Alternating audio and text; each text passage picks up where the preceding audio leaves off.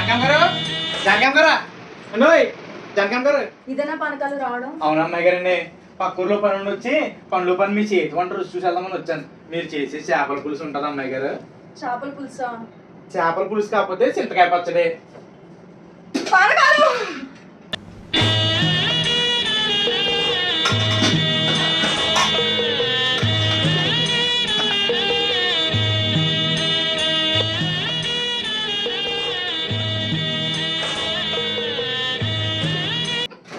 Shock అయ్యారా?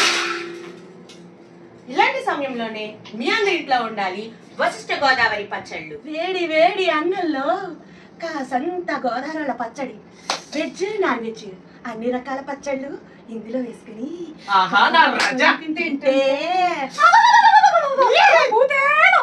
Godavari home made foods అండి. So ఇక్కడ వెజ్ నాన్ వెజ్ పికిల్స్ అందుబాటులో ఉంటాయి. సో ప్యాకింగ్ కూడా చాలా నీట్గా ఉంటుంది, ఇలా సీల్ చేసి ఉంటాయి. ఆయిల్ లీకేజ్ అవుతుంది అన్న భయం ఉండక్కర్లేదు మీకు. సో ఎక్కడికైనా సరే మీకు డెలివరీ అయితే ఇస్తారు. ఇందులో వాడే ఆయిల్ కూడా వేరుశనగ నూనెతో చేసింది. స్మెల్ అయితే చాలా బాగా వస్తుంది.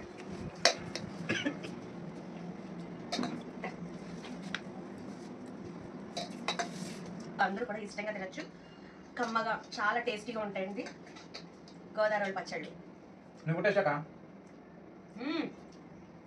సూపర్.